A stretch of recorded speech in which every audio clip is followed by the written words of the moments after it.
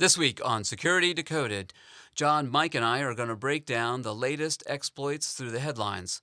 It's going to be Java, PDFs, Adobe.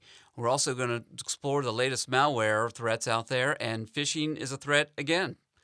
Mike is going to break down security certs, and finally, we're going to tell you what was the most scariest headline.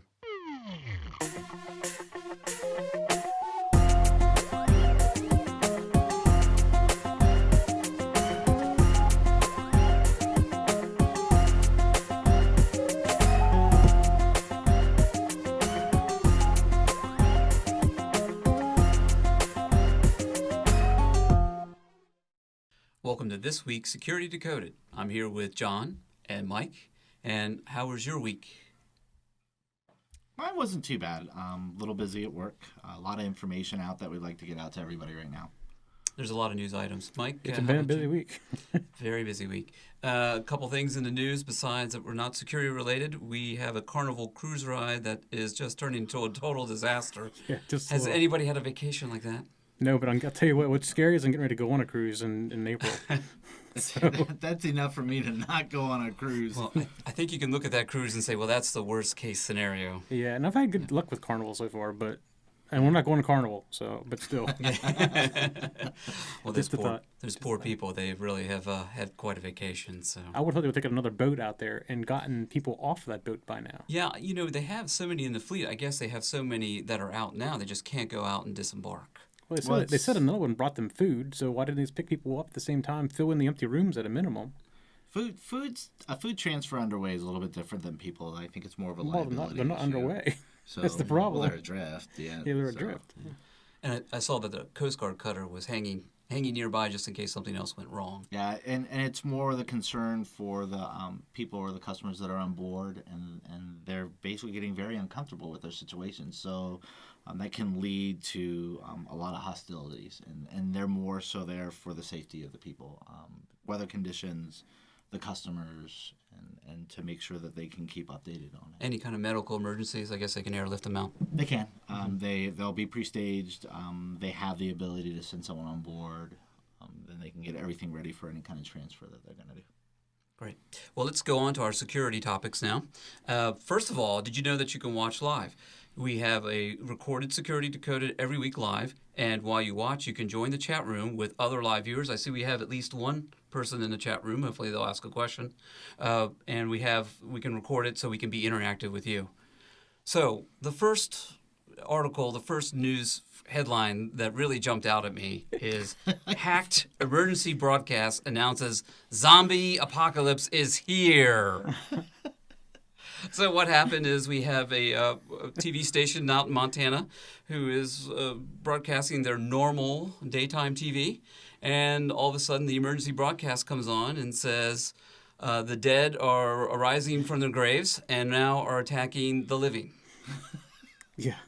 What do we think about that? Do we think, first of all, it was actual zombies that hacked in there, or is this just a prankster? I just think it was a prankster who was getting ready to be found out because the teen cheaters are taking lie detectors in the show, apparently, that are watching. Is that right? Yeah, that's what I said. It was a preemptive attack? Yeah, it was a preemptive attack. It couldn't have been a more appropriate audience. I mean, the style of the show, the target audience, and then to have this kind of hack go on.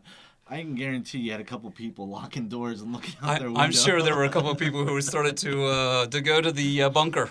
I'm sure. I think it's the first I've ever heard anybody hacking into the emergency alert system and setting it off. Yeah, that's a pretty good trick. I mean, it just it's as much as we laugh at it, it's actually kind of pretty serious. It is a serious thing. It could be serious if there was an actual emergency and that popped up instead. But it is funny, what they did with it. Yeah, it was a good chuckle, and you should check out our show notes and go to that link that they have the live. It is pretty funny. Zombies, you have to love them. Anything zombies is great right now.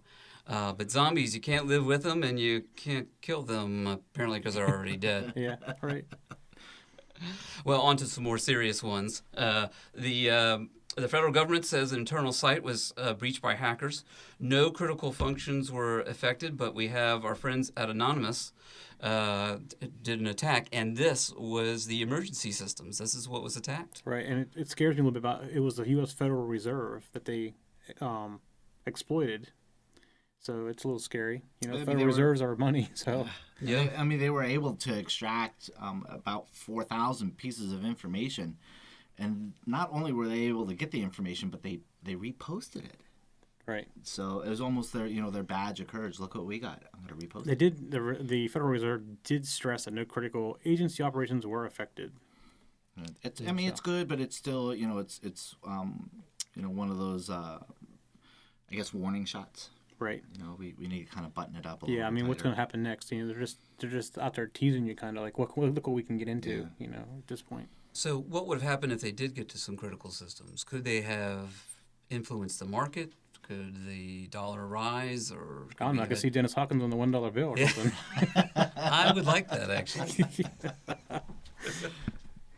So Well- the thing was, it said it was Cold Fusion, which is an old Yeah. piece of software, anyways. So I didn't know we still had Cold Fusion even around. Of course, it is the U.S. government. You know, we're behind times on a lot of things. We might have some legacy systems out Yeah, there. that's what my guess is. And then it's the kind of data that's attacked. We saw the emergency system. We all kind of laughed at it, but that's something that's valuable. And then last week, we talked about the New York Times about Right. what kind of information is there.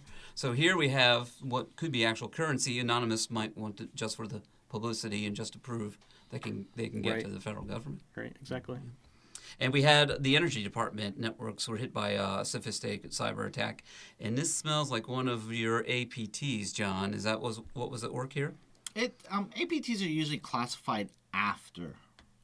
Usually, it's rare that you catch an APT in the midst of or while they're doing it. It's after you gather the data. But yeah, it really just everything that was found, all the information, a total of 14 computers or servers, 20 workstations were penetrated during the attack, and it wasn't brute force all at once. It was Right. it was done Actually, they over said time. because of the sophistication of it, it kind of reminds them of nation-state involvement. So sponsored. State and sponsorship, yeah. They went as far as to mention a state, which we've mentioned before, nation state. So and apparently us and them have back and forth type things all the time. So Yeah, It's a cat and mouse game. Yeah.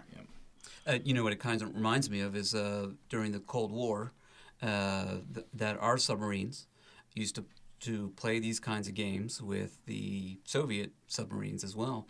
Yeah. It's kind of the digital age submarine tag that goes on. right. I think what's most concerning is advanced persistent threats are there. We know they're there. So, came up with this theory and this title of an advanced persistent threat. It's for threats or compromises that have existed for a long period of time. So you reverse it, you look at the theory, you look at the initial avenues of attack, and it starts to fit the model of advanced persistent threats. So are there more out there? More than likely. We just haven't seen them yet. And it's a matter of just finding Yeah. them. Yeah, and we'll probably hear It's about just some it's more. just getting started. I think. You know. Yeah. I do like the way that our government comes out and says, hey, we got attacked. Do you think that would have happened a couple years ago? No. Yeah. No, I still don't think we know about them all either. Well, that's true. I'm not convinced. I mean, Yeah. they have to give something out because They're- people know that you're getting attacked. Give us something, so they're less likely to. Yeah. I Ask wonder why they are being more straightforward about it. Is it to alert everybody else or to say, hey, that this is going on? Or maybe they would like to say, hey, we have a foreign government or foreign governments out there trying to attack us. Well, I mean, maybe they're afraid to get out other ways, so they just get it out themselves beforehand. Like in the case of Anonymous, they would know that Anonymous would take credit for it, so they would probably get out there as quickly as they could. Preemptive. Preemptive, yeah. Yeah. Now this nation state one, I don't really know the answer to that. Yeah. Except it did affect some of their employees, obviously, which could have been part of the reason they were so forward about it. Yeah. Or maybe just they want to tell their story first before anybody else tells their story. Put their own spin on it. Yeah, as I say, it's so they can control it. They can control the view. They can control the information. If you're first to come out about it, then you're driving the bus, right? Right. Yeah. Well, our government is not the only government that is experiencing attacks. The cyber attack strikes the Japanese government again, and this time they say classified documents were possibly stolen from the computer. Is it better to possibly say, or is it better to say that you definitely had classified documents I stolen? don't know. I typically take possibly as meaning it was. Yeah. Yeah. That's just the way I look at it. It's more of a downplay. And then there's several different classifications. The thing was, it said it was 20 internal documents, so it's not like it's the whole defense plan or anything. Well, it depends what kind of documents they are. Well, they That's said true. there were confidential items, and that could be anywhere from for official use only a FUYO document as opposed to secret, as opposed to top secret. So there's different levels. So I think the possibility, like Mike says, probably was, but to what level, you can start questioning. And the other thing is they mentioned 20 documents, but yet they say they've only gone through one computer so far. So, it's hard to say what's going to turn up later on as they go through it. Yeah, and your really skilled cyber attacks are going to cover the tracks. Right. So maybe they have the computer, or maybe they don't. Right, and this follows on with the Agricultural, Forestry, and Fisheries Ministry, where they said 3,000 pieces of information. So it's just one of those still going through the government trying to get stuff out of you. Yeah. scenarios, so. They're probably only releasing, like what Mike says, what they know right now, and Right. who knows how much more there is to find. So what were the consequences of the Forestry Ministry to be compromised? I think it's just more of a compromise of government structure, that somebody was able to get unauthorized access. And I guess you could use that information for economic. Or either saying, that, or like Mike said, it comes on the heels of a recently exposed hack against or an attack against the Agriculture, Forestry, and Fisheries Ministry. So did they vet something out? Did they say, hey, I think we caught on to something, so now let me test it against the foreign ministry? Well, did it work here? Now let's see who else I can test it. Right, and just keep going through different things, as the different ministries. Yeah, kind of a verification. Yep. Nokia Taiwan websites defaced. What's happening there? Well, it's like hackers got in and did the old style hacking. Yeah. Old school. Old school will make you look ugly. Yeah. So it wasn't anything. They didn't really find anything that they found stolen, much as somebody defaced it, Yeah. which is typical of people that are angry at you. From the old days. So you don't see that much anymore. Defacement is a rare thing Yeah. these days. Everybody's using their skills to steal stuff, and so it's an unusual one. They did 3 of their domains: the Nokia.com/.tw, and that's the member, event, and fun. Oh, it's 4. Swipe was the other one. So they're all .tw domains, no new straight .coms, but So specific to the Taiwan region. yep, just to the Taiwan. Also, the Citadel.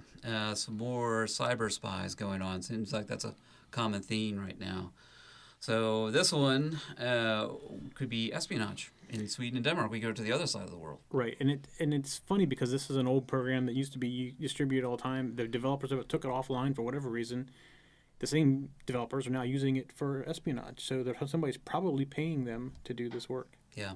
And I saw that it was a for-hire job. So what do you do there? You advertise on hacking websites and see who the news groups and bubbles up? and IRC. Yeah.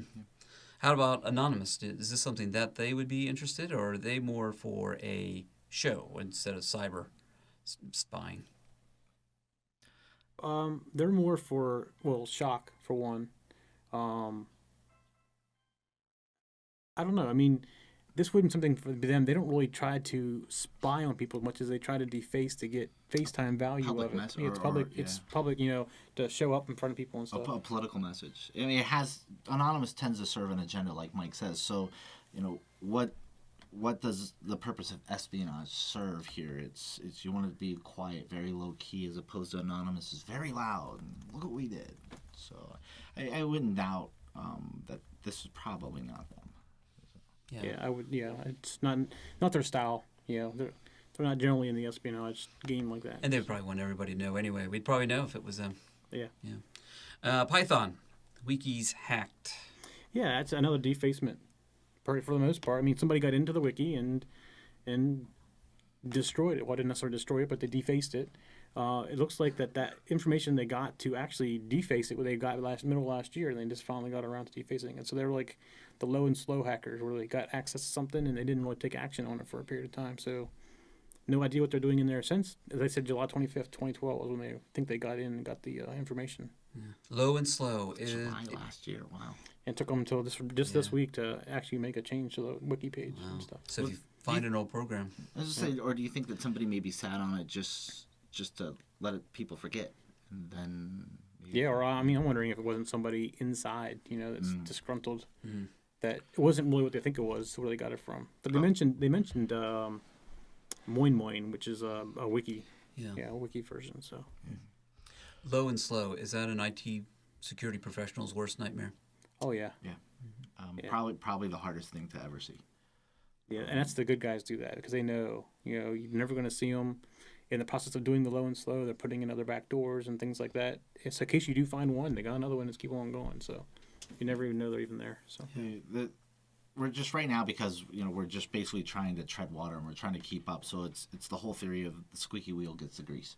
So go for the really loud, aggressive ones, while the low and slow ones will just sneak right by you. Yeah. So and they're the scary ones, like Mike said. They're the really scary ones. What kind of tools could be deployed to prevent slow and go or detect? I guess your main goal is to detect low and slow.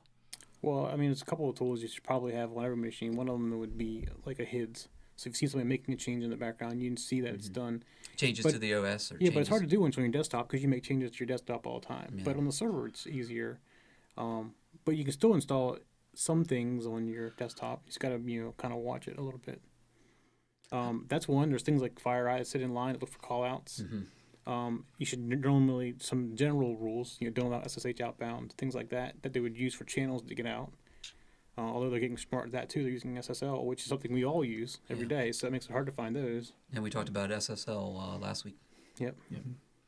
How about antivirus? Antivirus still relevant for low and slow? Yeah, yes and no. Hash-based signatures, no. Unless they know about that file. They're not going to see it. But some antivirus, they're starting to integrate web integrity tools, behavior-based smart patterns. They tend to be a little more successful, but still it's all based on what you know about. So Yeah, if and they don't know about Yeah, it. with low and slow, they're generally generating custom tools for this. Yeah. Different signatures they don't see. So unless you put it to an antivirus to Right. find. So you would put a batch file, your own scripted batch file, throw it someplace that you wouldn't be looking for malware or any other kind of keyloggers or anything like that. Right. Those would be the toughest to find, wouldn't they? Yeah. Exactly. This is my next, or the second favorite headline besides the zombie one. We're going to blow up your boiler. Critical bug threatens hospital systems. So I think the scariest thing is it's more than just hospital systems when people think hospital systems. So when you do the breakout on this, it is equipment that's used by banks, hospitals, to include elevators. And Mike mentioned that earlier, and that's your stopper right there. You're Yeah. like, holy smokes. Yeah. So And then they did the scan of the internet, and there's 21,000 of them on the internet. So they're open to the internet. Yeah. That's a problem. Yeah, some devices you just don't even think would be hooked up to the network are Right. these days. So just to be clear, this is actually something sold by Honeywell. It's called the Niagara AX branded system, and it does control heating, elevators, and other industrial equipment. Wow. So if you have one of those, I think you might want to take a closer look at Yeah, it. and at least check your passwords. Yeah. That reminds me of a movie. One of the diehards, Die Hard 3, where Bruce Willis is being stalked by someone who has total access, and he actually is able to trap people in the elevator, and they have the cameras, and they just keep flipping from camera to camera. So another example of where fiction meets reality. In this story, I found something that's interesting, not necessarily related to the story, but Kaspersky has a security analyst summit, and it's in San Juan. You never think of San Juan as being a technical area, you know? You think of it being vacation. Puerto Rico, It's in Puerto Rico. Huh. So it took them 25 seconds to take control of the device, the hacker. So, Yeah. and then the demonstration. Yeah, let's hope they didn't take a cruise line to get to San Juan. Yeah, exactly right. One of our next headlines, Facebook. We have not talked really about Facebook, but they have a 0 day. So it's a backdoor that can be downloaded from Facebook. So we have a lot of Facebook users, and people want to know about the security settings. What should we tell them? So the 0 day that was mentioned on Facebook was brought to them by an email through an FBI link. They said that there was a file out there and that they had a backdoor exposed on their system. It was basically in the source coding of Facebook. And then so Facebook set up their security team. So I gotta let everybody take their deep breath now. And say Well, that, no, wait. We should say that they stood up the red team. Yeah. Yep. They did find a file, and it was put in the process without the two-person verification, so there wasn't an issue. Yep. And they did find an exploit on the engineer's machine. Well, that's how they gained access to be able to Right, drop and exactly. deliver their file. Yeah. So far things looking legit, Yeah. right? So, Now you can give your Yeah. So this was a test, and good for Facebook for doing this. Good for Yeah. you. So the Facebook Chief Security Officer Joe Sullivan was quoted as saying, "As internet security is flawed, that I hate to say it, but it seems everyone is in this constant losing battle if you read the headlines. We don't want to be a part of those bad headlines." So in episode 1, we had mentioned that security was falling behind, and that's why it was important to do these security predictions to close the gap. And here Facebook goes out and they test their own security team. right, and they did not know what was going on. No, they didn't warn anybody. Right, they actually had Skypes back and forth to talking about this and where's this coming from? What is it? So they really thought it was real, and I guess apparently they eventually told the engineer whose laptop it was. I guess I don't know if he's freaking out or what. I would be freaking out if he said my laptop was what did that. So, so at some point they told the engineer what was going on before they told everybody else. But it's one of those things where they really, and from the FBI worked with them to do this, so it was legitimate. And what's also scary was the fact that Facebook actually found an undisclosed 0-day in an application on the security engineer's laptop, and they leveraged it. Yeah. Right. They conducted their tests from it. They set everything up really nicely, and it drew the appropriate response from their team. But Facebook was also savvy enough to go to this software company and said, "Hey, you kind of have a 0-day. This is how we found it, and this is what we used it for. So, let's see if you can fix it." So they were able to find a 0-day exploit within an application on one of their engineers, and they successfully used it in this test, which added to the realism. Right, exactly. I think that's genius too. Here's the reason, because when we've set up tests like this in the past, well, we engineer something. Well, we're not thinking like hackers then, or people who write malware. We're thinking we need to test for this. So it's not a true test. But here, they were actually using a true test. I think that's really a good job by them. They allowed the natural process to work. Like Mike said, it's they stood the red Not team telling up. anybody. Yeah, they They wanted to see what everybody would do. It was great. It was awesome. You think more companies would be able to do this? I think more companies should do it. They should do it. It's a scary process. All sorts of bells and alarms and could go off, and Yeah, but that you get a kind of total gets you. panic. Yeah, that helps you get past the panic part, though. If you do Yeah. it once or twice, you're more comfortable with what you got to do. I think it's something that every company should probably do to some degree. Yeah. We when I was active duty, you did it all the time. You don't train for fires when you're underway. You don't train for flooding for underway if it's not going to happen. Facebook recognizes this. This is an inevitable future. This will eventually happen. So you want to make sure that the people you hire are going to be ready to respond to this. And I got to say, a lot of people want to balk at the money. Oh, that's too expensive. But when you think about it, the money they invested in to do this type of training is considerably cheaper than the money you could lose. Right, absolutely. On an export. Yeah. One break-in costs you millions of dollars. A company like that. So yeah, absolutely. So hopefully that will prepare them for the real thing. Yep. White hole exploit kit. This comes from Trend Micro. Again, it looks like they have done a very good job breaking this down. And, it looks like the kit doesn't use a JavaScript to hide. Is that right? So good job for Trend Micro again. They did a great piece of analysis on this. So white hole is basically a random name that they're using to help separate it from the black hole exploit kit that we're running into. So it's similar. White hole is very similar into what they've seen on the black hole exploit kit, except for it doesn't use JavaScript to hide it. running another JS called plug and detect. So what it simply does is it just executes its JS without even trying to hide it. It just does it right, out in the open. So it uses the vulnerability, the Java vulnerability, but doesn't hide it. Right, exactly. Yeah. Is this another example of low and slow? Is it you're configuring HIDs and your other tools to look for things that are hiding, and here you have something that's in plain view. Yeah, I'm not quite sure it says low and slow necessarily. I think it's more of they don't care. Yeah. We're going to get in. They're using it for basically malware. Right. So the exploit leverages existing Java vulnerabilities on your system. So one is a 2011 vulnerability, 3 or 2012 vulnerabilities. One is a very current 2013 vulnerability that was used in some recent exploits. So I think they're to the point of, well, why hide? I can get in you fast enough that I don't need to add this extra component to hide or obfuscate myself. I'm just going to come at you right in the open. But Right. they're using it in malware that we have all seen Yep. in the past. One of them that's very aggressively growing right now is ransomware, and I'm sure you can speak to that. Yeah, ransomware is something we see periodically. We've been seeing a lot of it. You mentioned the FBI one that we had. This ransomware can be, it says you have to pay to get your money back. Right. Or, I'm sorry, to use your laptop, your PC back.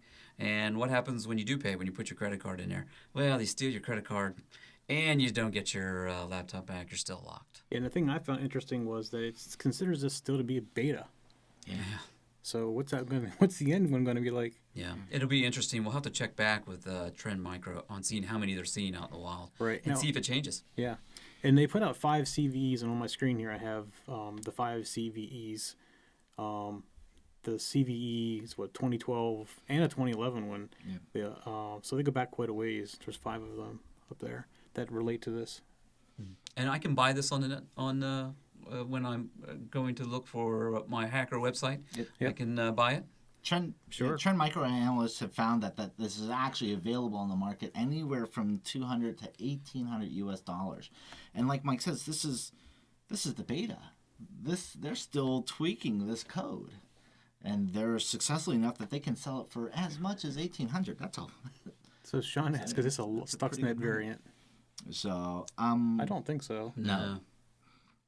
It's basically what it's doing is it's like black hole, very similar to black hole, just a little more in your face, being used in things like backdoor Z-access. So backdoor Z-access coding is another downloader component. Once it's able to populate itself onto your device, it will download other applications, fake applications similar to ransomware or fake AV, basically illegitimate applications that have no purpose other than to either steal your data or your money. And if Z-Access can get to your system files, Right. you're looking at a reimage. Yep, absolutely. Adobe Flash. So here we has a go 0 again. day. Yeah. We always talk about Adobe, don't we? It's either Flash or Java every week. That's right. Or Flash sometimes and- both. Sometimes both, Yeah. absolutely. Yeah. Oh, actually, hold on. So Sean was actually referring to our exploit on Oh. the boiler. I'm going to blow up your boiler where we said Oh, that oh, it was, Stuxnet. Yeah, so Stuxnet. I don't believe so. Localized, I think. So this would be, Sean, this would be more for your corporations, while Stuxnet was going for power plants specifically. Yeah, actually, but for the centrifuges that actually make the uranium. So to cut off the power, disrupt the power, and that was definitely nation state sponsored. Yeah, definitely. Yeah. And we won't mention which two we usually think they are, but it's surprising in Stuxnets. Yeah. Let's just say it's very close to home. Yeah. So back to Adobe. So a 0 day for Adobe. Yep. Here we go again, right? Yep. So it drops multiple files. It had the signature in as Lady Boyle, which is a fairly well-known hacker, but you haven't seen for a while. I haven't seen Lady Boyle for a while. Yeah. So the thing that got me was it says that the payload is 64-bit. Well, does that mean you're safe if your Windows XP is 32-bit? Yeah. I thought that was kind of interesting myself, and I haven't gone back and confirmed it. They didn't find it, or if it only is 64-bit. And they do have the control and command servers listed so hopefully you'll be able to stop at that route as well. Yeah, it looks like a Korean gaming company either was involved or is got picked on for their cert, basically, because it said they took the certificate from M-Game, which is a Korean gaming company. So I don't know if they're actually involved or if somebody just stole their cert. I almost wonder if someone's just really trying hard to hide themselves because, like you said, it has been a long time since Lady Boyle has been up. Right. And then to also force an invalid certificate from M-Game. Yep. So I just think someone's just really trying hard to hide themselves. So it also passes itself off as a Google update, and we've seen Right. that a lot lately. Right. there's a list of files here and domains that are associated. I put them on the show notes. There's no reason to go through them all right here. You're here forever. It's a pretty long list. It's a long list, isn't it? Yep. Yes, it is. I got to say, we've seen something like this come out of Korea in the past where the lists were just as extensive. So it almost kind of hints regional. Yep. Yeah. So, Yep. So another new PDF vulnerability. Well, another Adobe. usual suspect. Yeah, another Adobe. So, so this is a PDF 0-day. It was just announced yesterday on Patch Tuesday along with Microsoft stuff. They said they observed successful exploitation on the latest Adobe PDF reader. That's 9.53, 10.15, and 11.01. After it's been exploited, it drops 2 DLLs. The first DLL shows a fake error message and opens a decoy PDF document. And then the second DLL in turn drops the callback component to the remote domain. And we've seen that too. Yeah. Yep. So it will turn into an APT when they finally figure out how to change those callback IP addresses. and the fact that there are DLLs doing it makes it another layer of hiding, because typically you tend to see communications or actions launched from executables. And the fact that they're doing it from a DLL is another layer to try to disguise what it's actually there for. Now, we do know antivirus will inspect DLLs. Hard to find if they're custom made. That's right. Yes. So I wonder if there's some kind of checker, DLL checker, that can be run, or processes or something like that. Has anybody heard of something like that? I can't say that I have. Yeah. But we are seeing DLLs involved in more attacks, more malware drops. We are, and I think it's because of the fact that DLLs are common files for web-based applications. You'll need this library to run the application at that current time. So it'll drop these really small random character DLLs, which makes it easy for cyber criminals to hide right next to it. So it's kind of the hide in plain view. Yeah. So, and you knew we'd get around to it sooner or later. Yeah. Yahoo using old Java. Java. Is that bad? Java. Is that bad? Java. So this one just freaks me out. First of all, I know what Site Builder is, and I'm not a fan of Site Builder. I never have been a fan of Site Builder. Yeah. But the fact that they're running Java 6 update 7 when we're, what is it, 39? We're at 39 right now. Right. So that's I old. thought 6 was supposed to go away. Well, completely. yeah. Yeah. It's supposed to, maybe. It doesn't mean it's going to. Yeah. And if people have applications written on it, they won't just go away. Yeah.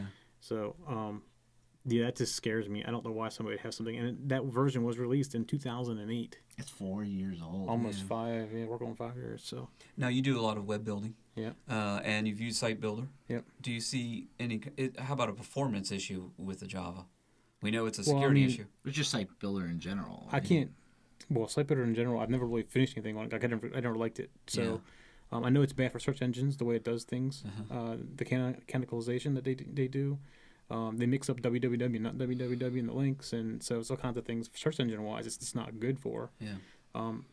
It's old. I mean, it's really aged. It doesn't create nice looking pages. It's like the Web 1.0 look Which and is things. probably why they're using the old Java. Just can't get away from it, and it's aged. And you can so- get Site Builder other places other than Java. If you go to like any of the hosting companies, like GoDaddy has it, I think, as well. But like Bluehost has it. It's all part of your cPanel stuff. You can use Site Builder. So I mean, Yahoo uses it too. I don't know what they're the same version though of what Yahoo is necessarily. Yeah, that might be an issue too. Yeah, so they, I guess they, in an attempt to make it easier for the home user, right? Yeah, that was they that's the maybe idea. simplified it a little too Yeah, but there's hard. things you can do now that you want to build a website. Best thing to do is something like Squarespace or something like that. I mean, and it's GUI based. It's secure, stuff like that as well. Yeah. So was this released by Krebs on Security? Which one we're talking about right now? Yeah. Yes, So it yeah. was, So yes. Krebs actually reached out to Yahoo. The Java was bundled with Site Builder. They haven't received a response back from them. They're not clear if the older Java was either oversight and nobody's just updated it, or if there's an actual functional purpose for this that it needs to run at that low level or to break it at a higher. Of course, we know applications that require the old version, right? We Yes. experienced that one in the past. So So they've reached out and they're waiting for an answer, and that answer hasn't come back yet on whether it was an oversight or whether it is just a necessary evil for the function. And our next item is cross-platform Frutas wrap builder and backdoor. Yeah. So first of all, have you looked at the logo for this thing? I did. I like the logo. Yes, I do. It sounds bad, it's like something like that, but yeah, it's a pretty cool looking little graphic. So Yeah. And this headline comes to us from Symantec. right. So this is another backdoor, and typically you don't see backdoors written entirely in Java, and this particular one is. It's an unusual. I'm not saying it hasn't been done before, but it's not very often you see that. It basically allows them to create a connect back. So basically, it gets installed via jar file, makes a call out, and then they can get back into your machine. So it's the back door, another way of getting into your machine. After they're in your machine, they can do all kinds of nefarious things. So is it a listener then? It establishes an app import outbound. So yeah. Anything with a remote access tool can be dangerous if it isn't locked in. And they give a list of things. It can kill or query system processes, browse the file systems, download and execute files, send pop-up messages, open websites in a browser, and perform denial of service attacks against an IP address. So it gives them a nice little toolkit when they get into your machine to do other things. So they could use that, get into a company, and then start denial of servicing inside the company and things like that as well. Yeah. And it'll look like an internal attack against itself. Yep, that's exactly right. Yeah. And again, our HIDS tools, would they be able to detect this? No, I don't. This is one I would question because Java doesn't go into the system files, which is where most of the HID stuff looks.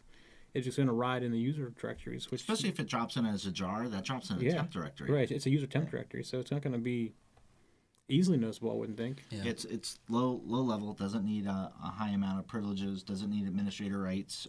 If you practice least administrative privileges on your network, it'll still be able to write. Yeah, and Java, there's flaws in Java. I execute privileges, so execute privileges. They elevate to install itself, and it's. And unauthorized elevate's always bad. Yep, absolutely, but it's everywhere. Yeah. I mean, for the first time you do that to somebody, they're like, "What happened?" Because they're not. Things stop working for them. Our next headline comes from Symantec again, and I like this headline too. Malvertising and dynamic DNS never-ending story, and I don't think that has a happy ending, does it? No. Yeah. So this is a 5-month-old malware campaign. It actually uses dynamic DNS to hide its source, and it's delivered to advertisements on web pages. It can be on Facebook. Basically, what these companies do is they write into their ad a JavaScript exploit, and then they buy an ad on a company, and when they ask for the ad code, they send that ad code over, and basically you go to the website like Facebook, and you get infected. So I mean, it doesn't have to be Facebook as an example, but it could be any website that takes advertising. It's scary in the sense that you go to things like MSN, or you use other free applications out there like Hotmail, where they make their money through advertising. Right, exactly. So and they're the most vulnerable because people are on going to the site to do other things. Yeah, I mean, to speak to a local, because we're here on the Hill, the Washington Post is huge. Mm-hmm. Go to the Washington Post website. It is littered with advertisements. Yeah. Yep. I could be at work just going to read an article, say, on the State of the Union address. Right, and while you're there, you pick up something. Nothing intentional. Do an advertisement, nothing intentional. Right, absolutely. And your most popular sites are going to have the most risk because yeah. And they all do advertising, and most of the time their advertising is to the point where it's not really checked. You buy an ad through an online form, and you upload your code, and until somebody starts complaining about it, you don't even know you have anything on your network that's bad. They don't watch that stuff that closely. Yeah, you said the Washington Post. That brings up another interesting side topic. Online newspapers, online news agencies have a tough time deciding what model to use. They may be dependent upon advertising on web paging advertising. And if that's not something they can control every day, they may get a runaway link that would hurt them. And as a user, you don't have this in the old model where you get your paper delivered. You don't get whacked in your head with a newspaper usually. Right. But here, you go to a user goes there, gets infected, they're not going to come back. Right. Absolutely. Yeah. Of course, they don't always know where they get infected from. Right. So they may not know for a while you're infected. And if you're the typical person who's going to Facebook and all the other sites, you don't necessarily know. The utilization of the DDNS, the dynamic domain naming system, helps hide it. And then also you You have dynamic advertising on pages. Your advertisements are usually not static. Right. They're moved, yeah. And that's the whole thing is they use the JavaScript to make everything dynamic, and they can easily slot something in there that's an infection at the same time. And it's quite possible they're using a third party for the advertisements. Oh, yeah, they almost always are. Yeah. Yeah, absolutely. So again, they've lost that control, and if they have an infected site, it's going to look bad upon that site. Yeah. NetSeer suffers hack, triggers Google malware warnings. So we've had quite a bit of, we've had Trend Micro warning us, which we expect, Symantec, but now Google is giving us warnings. Again, kind of self-protection kind of thing. Well, that's very typical. They see something on the site that looks bad to them, and they'll give you the warning when you go to the site. And that's basically what was happening here is something was on the site that Google said, this is probably an infection. Be careful going here. Yeah. So you see that from time to time. And which is closely related to the malvertising. So we just talked about bad or suspicious advertising. So NetSeer is an internet advertising network. So luckily it wasn't a compromise of their ads or their advertising they're hosting. They had a small compromise from their front-end web server, which triggered this ripple effect of Chrome users getting a pop-up of anybody trying to go to ZDNet. So if they went to www.zdnet.com, they received a warning. Most Chrome users did, and this was an aftershock of the front end website server being compromised. So, but I find that it's interesting that NetSeer is an internet advertising network. Yeah. So it just makes you kind of wonder, on the heels of malvertising, if somebody's really trying to pick up some more steam on this. Yeah. That is a long time for a malware attack. Usually they burn out. Yeah, right. They get figured out pretty quickly, generally. Right. Mm-hmm. So cyber threats increase around Valentine's Day. Well, that doesn't sound very loving, does it? Doesn't sound very nice. No, it doesn't. So I can get infected if I open up an e-card? Is that what Yeah, you're really loved. Yeah. Unfortunately, I don't get very many e-cards, so. I don't either. In fact, my mom will hate me for saying this, Harley, but she got one from somebody, and she goes, "How do I open this?" And she sent me an email. I said, "Don't," because I said, "You don't know what it is." I said, "Nobody sends e-cards anymore. Just don't. Be safe. Don't open it." So that was this week. She got something from somebody, and I imagine it was probably one of these. Could be. I just didn't even go investigate. I said, just don't open it. So. Yeah, and that's probably the best thing to do. Yeah. Right. If you don't recognize it, or what if you do recognize the sender? Yeah, or you send back to him and say, did you really send this to me? Yeah. But then you feel bad because, well, maybe you didn't send it to me. Right. Yeah. So they find with the exploit is that it does drop some malware on you and that it has potential. Sounds like a backdoor Trojan. Yes. Mm-hmm. Backdoor Trojan. To go in with this and along with this Valentine's Day exploit, I gotta say it's cyber criminals tend to follow the holiday calendar. We just came off of Christmas and the New Year, where we talked about what we ran into over the Christmas and the New Year and what our predictions are going to be in the next year. And here we're on the heels of Valentine's Day. So we have this ramp up for Valentine's Day. Right. And then the Pope, hot topics like the Pope can also generate a high volume. Any big topic like that will as well. And it's sad. As you come to a holiday, you kind of want, you're warm and fuzzies, but you actually have to keep your guard up all the time. Yeah, and most people don't understand that. Most of my family wouldn't understand. You got to keep your guard up like that all the time. They're so trusting in people. Yeah. And just not used to the people that are trying to get things from them electronically. They just click on things. Are we as IT professionals jaded somewhat? Oh yeah. Are we? I am. Overly cautious? I can't speak for you, but I can't. I definitely am. I'm very, very limited on what I use to look information up. I'm very suspicious of any information that comes across my device that I haven't gone out to grab. Click no, Yeah. Click no, I don't click. I think in general we do wish that more people would take care on what they're looking at and kind of think ahead, saying, is this somebody, do I really know this person? Right. Should I click on this? Should I copy and paste it and put it in a browser? Yeah, Things you can find the on... malware creators are counting on the people that just assume it's all okay. Yeah. So, and until the first time that something happens to you, you're going to think, oh, it's all put in a proportion. But when the first time it happens to you, you're going to change your mind. So. Yeah, my wife still doesn't get that. Sometimes I'll walk by her and I'll hear the mouse go crazy. I'm like, what are you clicking? Yeah. And it's just and we are jaded in that way. So. And just for future reference, for people who aren't IT professionals, Tech Zen TV is going to have Security 101, which will give people a good idea of what happens, why it happens, and what shouldn't you do. Right, and we actually expose some of the scams that are out there and things that you should be looking for, stuff like that as well. So yeah, it's a great way to get some security background and protect yourself a little better. Yeah, and I did notice for people who want more on some of those topics we were just talking about, we just referenced Symantec, Trend Micro, and those links are very good. They're in the show notes, and they really break down a lot of those things, and those would be more for security professionals, IT professionals. Right. Or just the curious, but it's geared towards security professionals. Yeah, and these links are quite good. So we encourage everybody to go to show notes and take a look at those links. There's a lot of source coding on some of the vulnerabilities in there that would help break it down and help them protect. And a diagram is good too, Yep. So our next headline is Money Transfer Spam Campaign with HTML Attachment. So this is also from Symantec. So another good link here to break down how this happens. And we see our old friend pop-ups, which are always bad. Are they pop-ups always bad? Well, I won't say always bad, although most browsers these days do not allow you, or by default turn off the pop-ups. So the thing is, some things require pop-ups. Like I was on a webinar today, and it required pop-ups for the webinar to work properly. So I had to go in and allow the pop-ups just for the webinar. So that's a little frustrating in some ways. But yeah.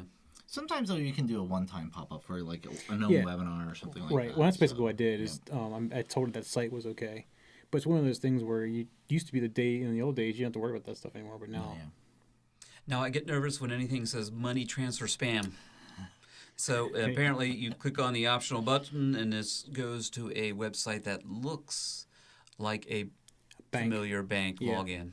Yeah, so basically it sends you a picture of a money transfer. Yeah. The thing is, that gets me is the money transfer is handwritten. Who handwrites money transfers anymore? Right. So that who's sending you a digital copy of a handwritten money transfer? That would have been the first thing I would have thought. I was like, well, it's handwritten. What's wrong with this? Yeah. So, but then it takes you to a login page to log in, and it fails to log in at that point. It just captures your data and fails login. Yeah. And it never fails. No matter how poorly written a scam will be, someone will fall for it. Now, Now, your worst ones are the well-crafted ones where you get quite a few, and the hacker will get quite a good percentage of people that fall for it. Right. But even your worst ones will find somebody to log in, of course. Yeah. So, phishing. The easy way to compromise Twitter accounts? Yeah, so this was kind of one of the last one we just talked about. Mm-hmm. This was also a fake Twitter page, basically saying they needed some information from you. You go to log in to your Twitter account. Well, it looks like a Twitter login page. I mean, look just like it on the link, and it tells you your login is wrong, and then it redirects you to the real Twitter page where you can log in. So you just think you typed it wrong for the first time, which you probably typed it right. They got your information. They sent you back to the login, and they got what they wanted. You don't know any better. Yeah. So yeah, everybody's victim to the dreaded fat fingers. Yeah, absolutely. And so you're thinking, hey, I just slipped a 1 when it should have been, a Q, and redirected right back to the legitimate site. Well, let me just retype that in. Oh, hey, I got in, so I just must have typoed. Yeah, exactly. That's exactly what they wanted you to count on. Is we didn't take your information. You're just working fine. So I got to say, Mike, have you seen this? Have I seen what? Have you seen the Did you see this pic? Which one? Oh, yeah, did you see this pic? Yeah, actually, it's kind of funny because just before the show, I'm sitting in there and John and I are talking. I said, "Look at this! I got this thing on Twitter. Did you see this pic of you?" I'm like, "Oh, that's funny." we were doing the pre-show stuff. Everything ready, and there it just fires right on the screen. Yeah. So that's why I think shows like this are important, because we can talk about the headlines, what's out there. That way, you don't have to say, "Oh, I saw this. I heard about this." It kind of gives you that extra step of is this right? Is it wrong? What's going on with this? That's what the whole Twitter thing. Have you seen this pic? I've seen other places where I've gotten that. Have you seen this pic of you? Yeah. But not through Twitter. But this one was through Twitter, and that's what we were talking about just a little bit ago. Was the Twitter? I mean, you'll see similar ones like go through Facebook. Right. Exactly. That's where I've been seeing it. Yeah. So Microsoft, Symantec, hijack Bamitol botnet. We have dealt with this, and it can be pretty nasty to deal with. Both Krebs Security and Symantec are reporting out on this. And it also has a Twitter and Facebook component. Is that right? So Bamatol is like really nasty. We ran into it a few years back, and it's the mechanism it uses, how it hides itself, the files that it compromises. It's a very hard bug to detect, and two, it is very difficult to clean. So what we had here was we actually had a huge success on our side, on the IT professional side, where Microsoft teamed up with Symantec, and there goes Symantec again. Yep. They have gone to the U.S. District Court of the Eastern District of Virginia and asked for control of a recently seized Bamatol network. And they were granted it. Yeah, and they were given. Yeah. And Yeah. that is a huge success. I think that's the first time we ever heard of that actually happening. Like somebody actually said, yes, you can have this bad network. But they are doing good things with it. I mean, there's a page there now that tells you if you're infected. So, and tells you how to fix it. So you get this nice little page that comes up and says you're infected with Bamatol. It's better than just turning off the network and everybody all of a sudden being broken. You know, that would have been horrible to see. That many people being... Some of the initial numbers posted by our references in the notes, and it's a good idea to go to the notes because especially on this one for Bamatol, we have at least 3 separate links. There is an abundance of information on it from Krebs on Security, from Symantec. I'm sure Microsoft also has a write-up on it. Just to give you an idea of the Bamatol network, estimated at 8 million. Right, that's all. Yeah, I mean, 8 That's million. huge. Yeah. And you know how a lot of these were distributed is your Twitter account sign in here. Yes. Right, yeah. Then it drops LinkedIn. Those were all the phishing email that distributed some really bad infections and outbreaks. So Sean in our chat room said that he's run into this and he was actually compromised and he got hacked through one of these exploits. Very similar to this, where it was, hey, log in. Did I trip up? Refreshes to the legitimate page like Mike says. Oh, no, I'm in. And because you get in on that second try, you think nothing of it. Exactly. right. You just go on. Yeah. Yeah. Yeah.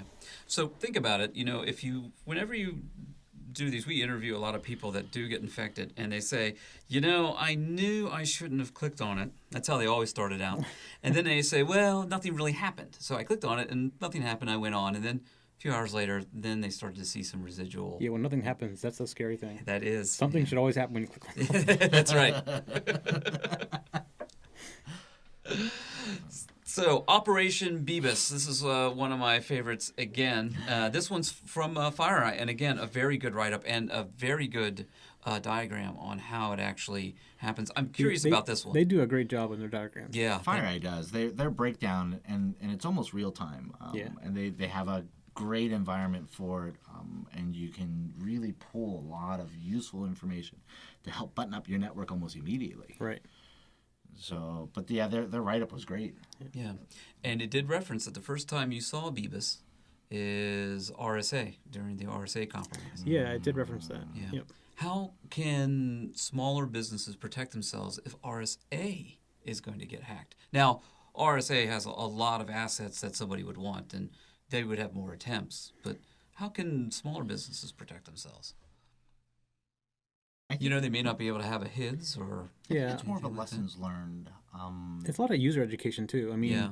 I think if the user understood what the dangers were, they'd be less likely to fall victim to some of the possibilities. Yeah, So- because this one is delivered another email attachment. Yeah. Right. Yeah. And if you look at the big picture, the size of RSA and its customer base, so all I have to do is get one person. So if Yeah. I can slip that one person, That's what happened to RSA. Right. in the big scheme of things, Right. you can sit there for a little while and kind of poke around and really make some progress. You just need that one. Right. That's exactly right. I like this article because they give you the name of the file, which is always the same, and the hash. So I guess we can see in further attempts, the name will change, the hash will change. Most definitely. And coders will actually check for that. Right. They will scan their own files to see who's popping signatures, and once they start to see that number grow, all I got to do is change one character or change a call out. I change my hash, I am hidden again. Yeah. Next, PCI Security Standards Council releases the PCI DSS Cloud Computing Guidelines. PCI, of course, stands for Payment Card Industry. and they're the industry's self-appointed standard bearer and enforcer as well. Right. So here, cloud computing has come into play, and now they have come up with some recommendations. I was on the site today. I haven't been on the PCI site in a while, and I thought there was a very good breakdown. So I've actually read this document, believe it or not. Yeah. And you know how painful it is to read a PCI document. Yeah. Not that it's not good information, it's just kind of dry and long. Yeah.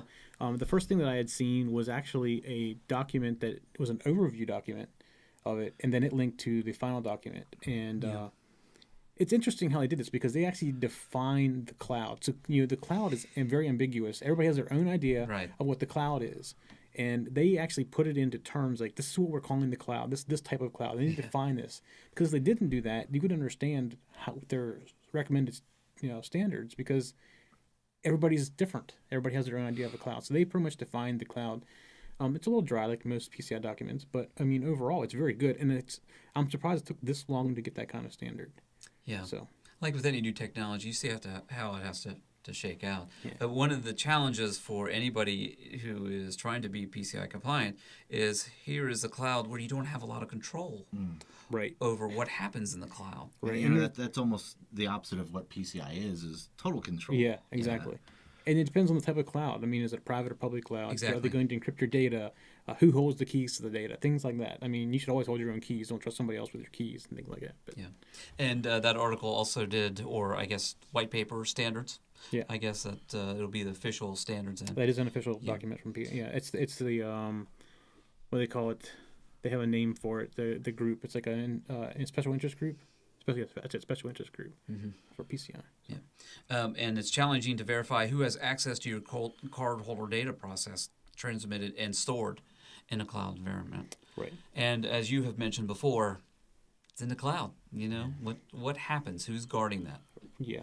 Or is anybody guarding it? Yeah. Yeah. Things like, not necessarily picking on Dropbox. I use Dropbox. I love Dropbox. But, they have no real encryption for your data. You don't know how it's being protected or where it's even at. So that's the kind of thing you have to be careful of.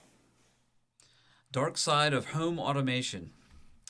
What's this one about? So we have an attacker who can monitor a user's day-to-day activities. So with home automation, there's a bunch of ways you could monitor things. There's different protocols, and there's tools now you can actually use to monitor the network. Like X10 is nothing's encrypted, so it's just transmitted on your wire line. You can buy monitoring tools for X10 where you basically plug it in, you can see all the codes being transmitted across the network. There's a bunch of other protocols, like they're starting to use Zigbee more and things like that. So all these protocols have tools you can use, and they're not protected or encrypted in any way. So somebody could kind of plug into the outside of the house, send a code, and start controlling your stuff or a watch and stuff like that. Yeah. So and what's becoming more and more popular is some way from the outside to get to the inside to control things. So you see, I do that here. Yeah. And I have that same concern. Of course, being a security person, I think I'm pretty secure. Of course, I probably shouldn't think that way, right? Thinking you're secure is always the best way to get hacked. But that's what they're starting to become, because the home automation grows. It's becoming more of a threat and stuff. So let's take stock of what we've talked about so far. Our home lights can be turned off and on, or our utilities, or our refrigerators, or right. You can control our thermostats, and you check the weather, turn lights on and off, control TVs. You name it. You can pretty much do anything you want. And so we know that our governments are being hacked, and we also know that our emergency access systems can be hacked. So emergency broadcast systems, yeah. So it's quite a growing list of things that people might want to hack into. Yeah. Patch Tuesday. Well, we talked about it earlier because we talked about Adobe, Java, and PDF. Yeah. And speaking of list. So, this was interesting. It was actually a big Tuesday for Microsoft patch.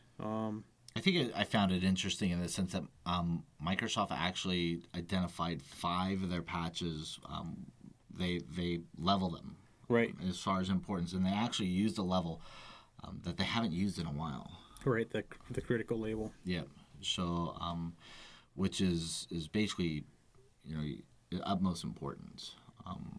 And they threw a critical on 5. Right. So, Yeah, 5 of the 12. yeah, So let me ask you this question. The next one is Internet Explorer. Who uses Internet Explorer stuff? I do. I use it too. Well, you don't use it at home, do you? So what I tend to do is What home you're a Mac? How do you use Internet Explorer? no, I use Safari on my Mac. Oh, okay, all right. But my primary mixed browser, environment. my primary browser is IE because of the fact that I find that I can relate to a user environment if I feel their pain. If an exploit is targeted for IE, then I can try to reproduce it. I can try to reproduce the error if we're running into issues with compatibility. So what I try to do is keep myself as closely aligned with the user community that I'm trying to work with. Well, So- not trying to scare you and not being anti-Microsoft. 57 or 13 of the 57 patches were for Internet Explorer alone. Yeah, So it is quite a And few. Internet Explorer, I think this year also had a correct me if I'm wrong. Didn't they have a significant 0 day this year, or was it late last year that IE had the 0 day go out on it? I don't remember. I remember, but it's been it all runs together. It's tracking Patch Tuesdays a little difficult. So. And towards the end of the year, we did have a lot of Patch Tuesdays that had a lot of high critical events. So it's hard to keep track sometimes. I got to say that IE has come under enough fire nowadays that it has been openly recommended that you not use the browser. I mean, there have been several big players in the industry that said use alternative browsers like Chrome or Firefox, Mozilla until IE can remedy their issues. So I mean, not necessarily related to Patch Tuesday, but IE 10 is getting ready to come out, and they're going to remove something they've had in there forever that was a Microsoft thing, and that's an ActiveX. So how many things use and require ActiveX? gonna break. There are going to be a lot of broken things. You get a lot of broken things. So, however, I can see a security. They finally may have taken security a little more seriously. It's my hope, at least, is the security is taken a little more seriously. I mean, eventually you got to pull the trigger. It's no longer to just know about the vulnerability, right? Right. Sooner or later, you're going to have to do something. Yeah, I do wonder about how many of those IE patches actually involved ActiveX. We're probably a significant portion. And so getting rid of the product, getting rid of that feature will probably it will help them on Patch Tuesdays. Right. Yeah. So we come to the portion I like to call retractions and corrections from last week's show. We misstated a fact, which is we were talking about Androids, and we had said that in Q4 of all smartphones that were shipped were Android. Actually, the stat that comes to us from Strategy Analytics says Android and Apple iOS capture a record 92% share of the global smartphone shipments. So that is actually Apple and Android together. Combined. Yes. Yeah. When I had posted that, I had actually left out Apple iOS, and I am sorry for leaving Apple iOS out of that picture. But I reported the 92% as Android, and it should have been Android and Apple. Yep. And that link also is going to be in the show notes. So if you want to see the actual breakdown of that, you can go to the show notes. And by the way, we had somebody email us on that and said, "Hey guys, you better check this out." And we appreciate that. We are looking for that feedback. Yeah, all feedback's good. Yeah. All feedback is good, and we want to get the correct information out there. And if that's not the case, then we want to correct that and make that right. So before we go on to the malware, I just want to remind everybody you can get Security Decoded delivered automatically to your favorite device by subscribing to our netcast at your favorite podcast directly like iTunes. Also, subscribe to your YouTube channel to get regular updates as well. If you listen to Stitcher Radio, subscribe to get Security Decoded automatically every week. We also have a Twitter account that you can follow to get the latest news and information. You can find all the details by going to Security Decoded TV. If you have a TiVo, you can watch us by getting a season pass to Security Decoded. More ways to watch and listen are on the way too, so keep an eye out for that. So let's go to malware, one of our favorite subjects, Zeus. Dude. Zeus is good or bad? We're still fighting Zeus. Didn't I just say that malware tends to flame out, burn out? Didn't they just recently catch the father for the ZeusNet? We reported it on episode 1. Yes, we did. Yep, the Zeus botnet coder was Oh caught yeah. That on was episode that was 1. last week, wasn't it? We reported that. Yeah. Yeah. Zeus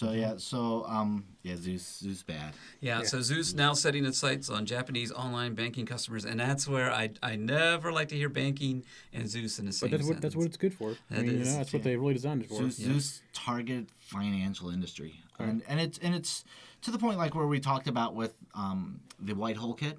You sell it. So somebody found something that was really good at extracting or going after financial industry. They've distributed it enough that you may see an article that says, "Hey, caught the biggest Zeus botnet guy or the creator of the Zeus botnet guy," but he distributed it well enough that it's no longer the source of the code; it's everywhere. Right, and it's never just him either. It's just always a whole network of people. So. Yeah. And again, it's delivered by a fish saying, put your login information here. It's just that relationship between phishing and malware is very close. Yeah. So you have to watch both sides. Low tech. Yeah. Low tech. Yep. And finally, in malware security, a security firm's stolen crypto key used to sign malware. I don't like this headline either. Security keys, when they get out, that's bad. Yeah. So this was an interesting exploit. The company was called Bit9. Yeah, the thing is, Bit9 is a security company. So how embarrassing is that somebody stole your keys and used it? So I think which adds to it, and no knock on you, Bit9, but basically what they were able to do was they were able to exploit them in a way that it avoided detection on Bit9 products. Right. Exactly. So they were able to take 3 keys, use the key to sign malware. And what this essentially did was allow all applications to run on a customer's computer that has their application whitelisting, because they basically have a legitimate key signing the malware. So it's going to say, "I'll let you go." Yeah, right, exactly. Yeah. And the problem here was they secured those keys in a non-secure location, right, where anybody could get it. Yeah. So they said it was due to an operational oversight. The systems actually used that were leveraged didn't have their own products on it. Right. It's kind of funny. But that can happen to any big company. You lose track of what's where, and you're constantly re-imaging. You have new employees coming in and out. You got to make sure that everything's up to... it's going to happen more than just Bit9. I mean, it happened to Bit9 this time. It's going to happen to somebody else next time. So the other good key piece of information on the Bit9 exploit is that it closely parallels the 2011 RSA breach, in the sense that it was data taken from a source like RSA or like Bit9, and then eventually it was used to leverage against the customers that have the service provided by Bit9 or the service provided by RSA. So the customer was leveraged through an exploit that was gained through Bit9, and like what we saw with RSA in 2011. Now that ties into what we just talked about, cloud security, about cloud computing. How do you know that people are keeping the keys in the right place and the information? You don't. You gotta trust. Yeah, you get one of those trust. Yeah. I mean, large companies that go out and look for cloud solution providers will generally go through an audit process, and they'll ask those kind of questions. But a lot of companies that do it don't know what to ask. So, and I can't say I've ever really seen a good questionnaire you give a cloud company, like how do you protect your keys and things like that. I mean, there's just some basic things that should be done in an interview process. Yeah, and even internal audits. Okay, do I have information out on this computer? What I used to have it here. Well, did we take it all off? Right. Yeah. Documentation. I find that a lot of organizations, they'll eventually nail the process, but they drop it on the documentation. Right. Exactly. And the thing is, you said about internal audit. How many companies, small business companies, don't really have an internal audit? Yeah. So. Yeah. They don't know any better. Well, a lot of small companies are just one shop. Right. You have one person keeping an eye on everything, and a lot of times they're the server administrators. Right. They're doing a little bit of everything. Yeah, they're patching, they're doing security, they're doing the audits, and they're the all-in-one. Mm-hmm. Yep. The what do they call it? The Swiss Army knife of the IT field. Yep. And that's a good segue into security certifications. That's our weekly main subject. Yep. And Mike is going to break that down for us. Yep. So this original question came from Christian Fellows of Eugene, Arkansas, asking about what is the best certification to get starting out. I think he's just getting out of college, if I can remember correctly from the email. And before I answer that, I want to go through the track a little bit. Two different certification tracks that we have. We have basically 2 tracks. There's a management track, and then there's a technical track. And I'm going to break it down through the different ones. And as I go through here, you guys kind of join in and tell me what you think about each of the certifications as well.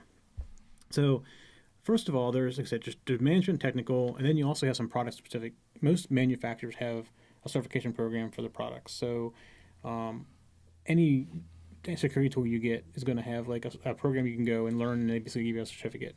They're not generally as detailed as these other certifications are, though. But first thing I want to do is go through the management track, and the most common one you hear thrown around is the CISSP, which is Certified Information System Security Professional, and it's basically 10 different domains of security, and it's probably one of the more difficult ones to get. Now, I basically look at it as being more management because you don't have to know a lot of technical detail. You have to know the concepts behind it, but not actually how to do certain things. So, but the 10 domains of security are access control, telecommunications and network security, information security governance and risk management, software development security, cryptography,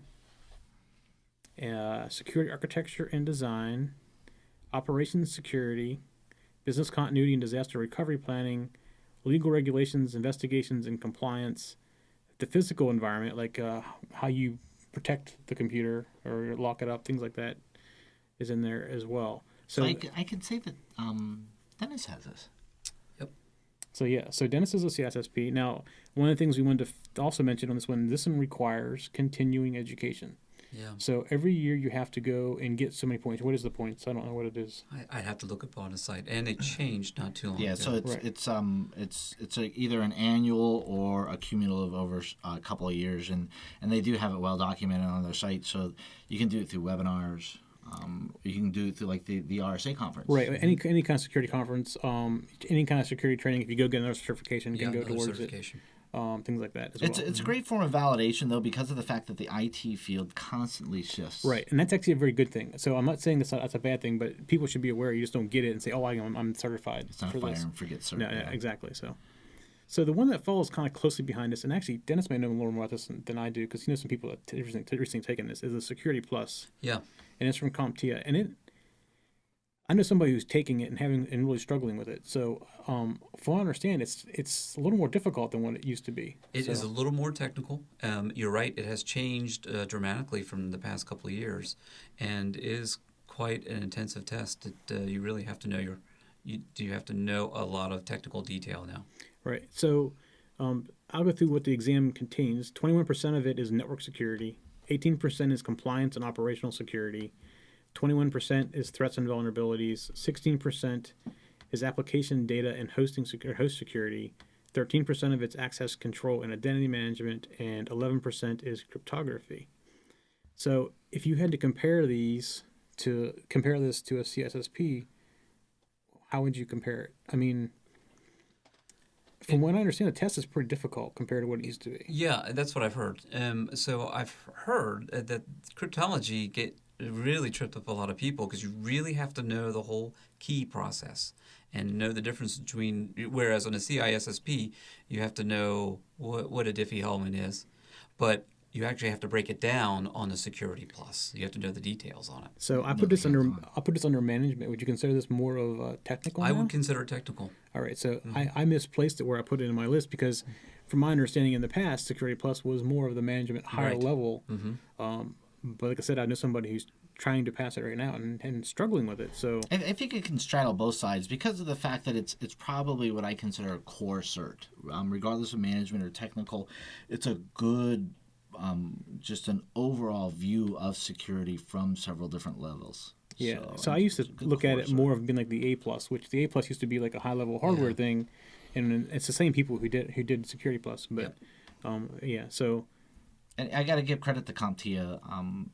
Like you said, there was a point in time where if you mentioned A plus, Net Plus, Security Plus, It was like, oh yeah, yeah, yeah. it was like, where'd you go pick that up at Walmart? Yeah, and exactly. they've done a lot to really boost their curriculum.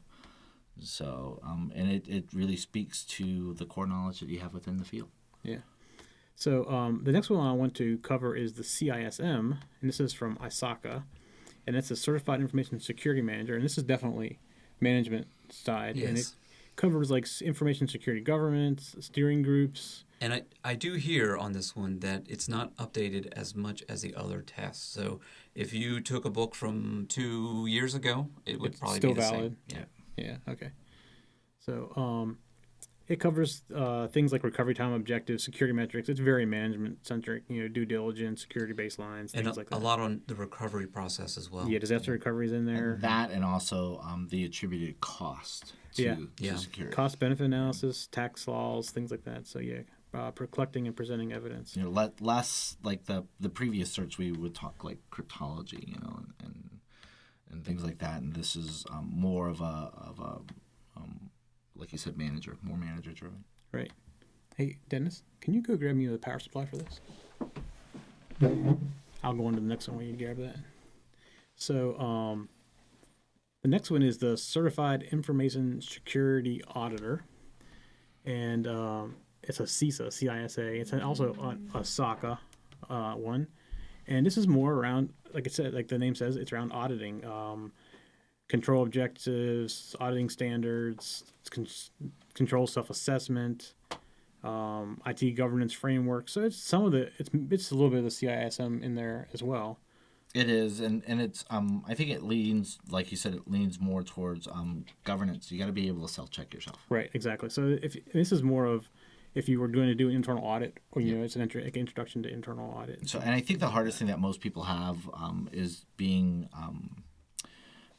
able to separate themselves when they're doing an audit, to be, how can I be truly objective on this? And this certification really helps you establish that mind frame. Puts together a lot of processes and outlines. Right. So let's see. Next one I have on my list is Certified in Risk and Information Control, and it's called C-RISC. C-R-I-S-C, and it said C-RISC as well, so that's kind of funny. It's Risk and Information Control, and it's called C. Spelled just like it. So this is for risk identification and assessment, risk response, risk monitoring. So it's all around risk controls and stuff like that. And then there is the Certified in the Governance of Enterprise IT, CGEIT, another OSACA. Yeah. OSACA one. So all the OSACA ones, I think, are, for the most part, management side. And this really is for experienced IT governance personnel. It covers IT governance, strategic alignment, value delivery, risk management, resource management, and performance management. And that's it. That's all I have for the management side. Now, there's a lot more on the technical side than what's in the management side. So I think a lot of it just if management is your path. If you're looking to take a security you either have one or the other pretty much for the most part, either technical or your management. Some people cross over a little bit, or go from technical to management at some point. But overall, it's pretty much And you gotta it's to the job, it's to your environment. Some of these certificates are better suited for say a government side, versus a private side. Right. So let's move on to the technical side. And the first one is the Certified Ethical Hacker. It's a CEH, and it's from the EC Council. And I can speak to this one really, really well. This is actually one of my favorite classes I ever took was this one. And the other one was reverse engineering, which we'll talk about here shortly. But what's funny is if you are a local administrator or domain administrator for most U.S. government offices, or maybe it's just military, I can't remember, but you're required to be a certified ethical hacker. So that used to be CISSP was required to do that, and I think now it's certified ethical hacker. So is it one or the other, or is it CEH is the more? A couple years back, I used to work on a .mil network, and I was a domain and force level. So the initial certification Security Plus, Net Plus in conjunction with each other, and then they had migrated it pretty close to, I think, 1998, 99, when they said, okay, CISSP was the new foundation cert that you need to have domain level access, and to be able to make any adjustments at the domain level, you had to pursue CISSP. And I think that they're realizing that if you're a domain admin, you need a more technical skill set. So where CISSP is more management skill set, right, which makes sense. Yeah, That makes absolutely and sense. CEH is more technical skill set. They're trying to correct something. They're trying to put a more technical cert in line with people that'll be doing the hands-on. Yeah, so I mean, when I was in class, most of the other people in the class, 80% of them were from some government Yeah. organization that were there to get the cert for their domain administrator. But the cert covers penetration testing, stealth network recon, passive traffic identification, remote route vulnerability exploitations, privilege escalation hacking, IPv6 vulnerabilities, remote access Trojan. So it just keeps going down the list of things that you learn. There's a long list of things that are in here. And actually, the list keeps on going. So the other one that goes along with that is the advanced ethical hacking, which is probably the next one I want to take. 'Cause I had so much fun with the first one. But you leverage zero-day private unreleased exploits. Use fuzzers and dynamic attacks, which we did that in class. So I don't know. I guess it's some more use of that. Exploit secure web applications. Again, we did that in class. But must take us a little bit farther.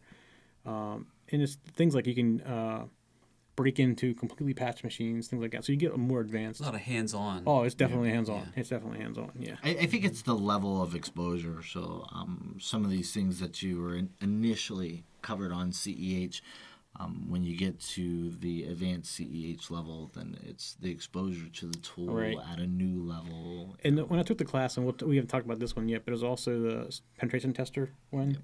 Those two were taken together. So they taught you them both the same week, took the test, at the end of the week for both of those because they're so similar to each other. The skill set comes hand in hand. Yeah, exactly. So, I mean, the CPT does have a practical test, which was very fun. You had to break into Unix boxes and get root passwords on both of them, which is was fun. But the ethical hacker did capture the flag activity. Yeah, exactly what it is. Well, we actually had capture the flag every night in class too. So he'd put up something and he'd say to go do this. So it was part of the fun of the class for me too. So.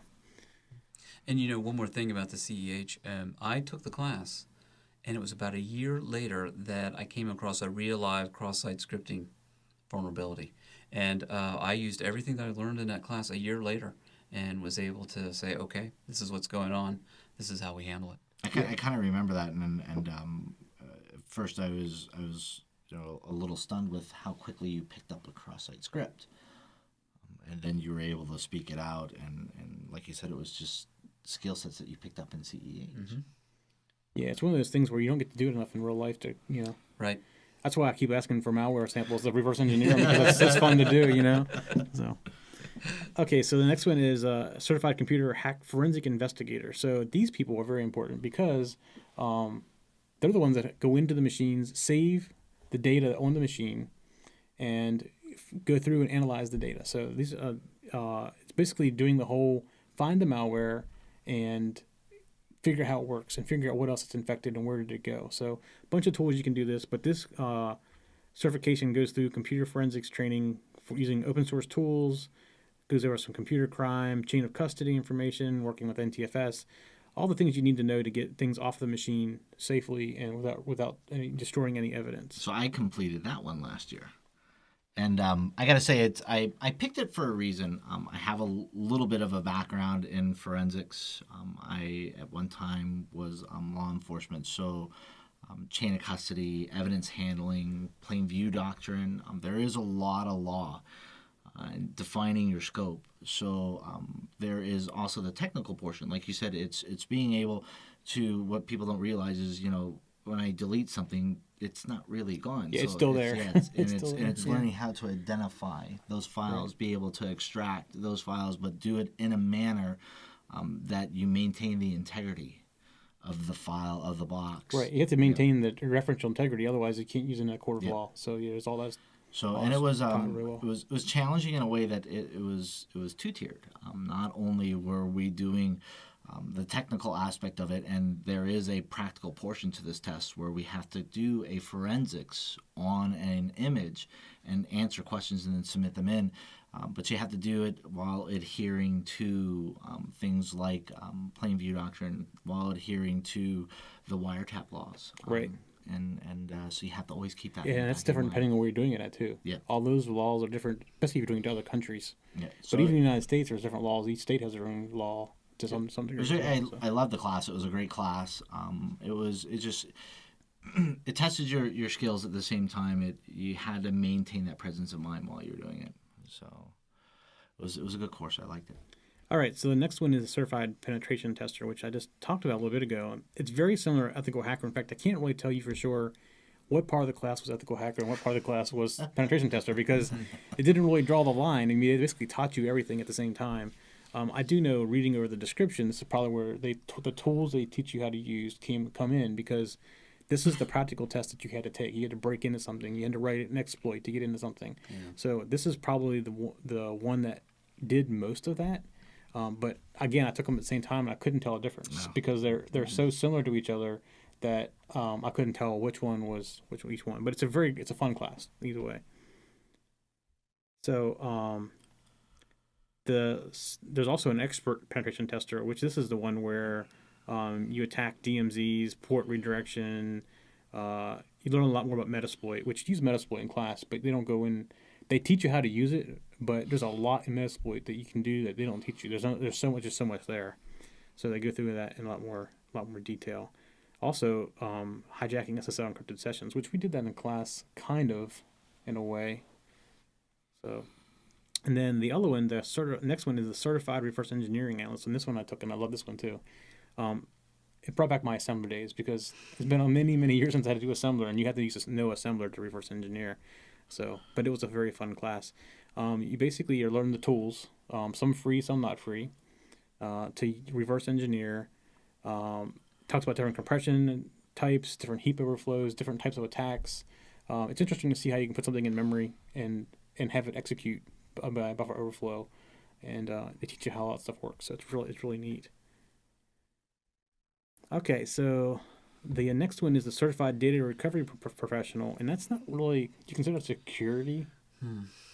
It depends on how you tie it into. So things like the certified hacking forensics or the CCFE, which we're going to talk about next, they kind of will overlap each other. It's just like how pen tester overlaps similar. with CEH. Yeah, it's very similar what you're doing. You're still getting data that's been gone. Because say I have somebody that actually tries to encrypt data at rest on a drive that I need to do a forensics examination against it, so I got to recover data. Right. So this is where there is a crossover between the two. It's just one tends to be more specific on I'm recovering data versus one is more of a process of how do I recover data or find data, but at the same time maintain the integrity, the chain of custody, the processes involved. Right. Well, if you see if you watch shows like CSI, they have data recovery specialists, and they're always taking, goes into legal components, saying what's on this piece of information, can I recover it, and have I recovered it? Isn't that more the forensic investigator though, the CCFI? Yeah. Mm-hmm. And it is. That's what I'm saying. They all kind of overlap each other. Yeah, and they do. So there's some crossover to get the CCFE. You have to know how to be able to identify deleted files. Right. And to be able to extract a deleted file from a disk. How do you do that? So that's where recovery and forensics almost go hand in hand. All right, so the next one is the CCFE, as you mentioned. This is the Certified Computer Forensics Examiner, which is very similar to the other one I talked about before. CHFI. The CHFI, yeah. It's too many acronyms. acronym. Alphabet soup. Yeah. So it's very similar. I mean, basically going through a machine looking for malware, working with NTFS, doing chain of custody, recovering swap and temporary files, memory, stuff like that. So it's all very similar. Those two may be taught together at some point. I don't know. And there's an emphasis on tools here. Different. Yeah, definitely emphasis on tools. So on tools. The CCFE is more forensics driven versus the CHFI is merging your skill set of CEH with a CCFE. Okay. So and then you have the recovery. So and it's just building that broad technical set. So, okay. So the CHFI is an incorporation of CEH skill set into a forensics skill set. Okay. So the next one is the Certified Application Security Specialist. So this is for developers. You focus towards developers. You learn how to write things securely, code defense mechanisms, what cross-site scripting is and how to prevent it, cross-site request forgery, things like that. So it's really good to learn how to develop securely. And that's the ones I have. That's the technical side. A lot more on the technical side than there are I guess on the mainframe reversing ActiveX will go away. That's right. Well, you say that. Well, versions never seem to go away, Yeah. do they? Didn't we just do a thing at IE6 like last week? Yeah, Java and 6. Java 6, which we thought was supposed to be long gone. Yeah. Wow, that's a good breakdown. Yep. Very nice. So we've come to the portion in our show where I ask a question, and I always keep the question a secret. So we started out talking about zombies, so we're going to end up there. But one thing I'd like to know from you guys, first of all, which is more scary? Is it the slow zombies or the fast zombies? And what do you think the scariest headline we talked about tonight is?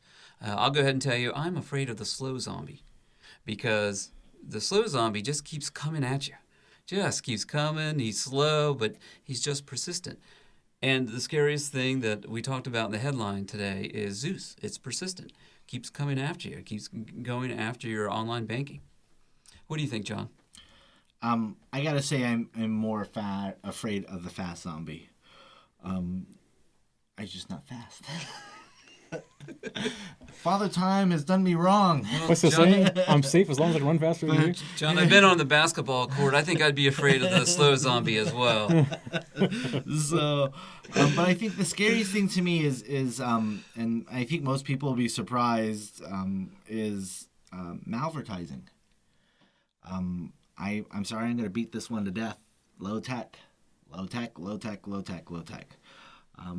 Why go out and try to write this fancy code when all I got to do is drop a malicious ad on a legitimate site? People will come to me, and I'll get you. Drive-by infections. A lot of people that work with me will commonly hear me say drive-by infections, and to me, drive-by infections are basically people go out to legitimate sites that have been compromised, known as watering holes, or they run into malvertising. Opening a browser, get hit.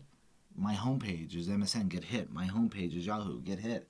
Low tech, why go after them? Let them come to me. Yeah. So malvertising really, it's red lights everywhere. Mike, slow zombie or fast zombie? Can I add a third one? Yes. The zombies that have that swim in the pool with the duckies. I thought you might add a third category here. That's my favorite. I can never get them. Plants vs. Zombies are the ones that always get me. I'd also say there's a medium zombie. The ones that you see in Walking Dead, they're kind of fast, kind of slow. I don't know. They're kind of that in-between zombie. Yeah. So I'm going to agree with Sean in the chat room. The scariest headline is the hacked elevators. I mean, if you have to go to the bathroom and you get stuck in an elevator that's been hacked, that's right. You could really be in trouble. That's right. You'd be like the people on that cruise ship right now. That's right. Yeah, that would be scary. Nowhere to go. 6 toilets that actually work. Yeah. I'm sorry, but if that happened to me, everybody else would suffer around me. Fast or slow zombies as well. Well, that'll wrap it up for this week's episode. Thanks for joining us. If you need more information from us, go to the Security Decoded TV website, and we also have the show notes, and that'll wrap it up for this week, and we'll see you next week. Bye-bye.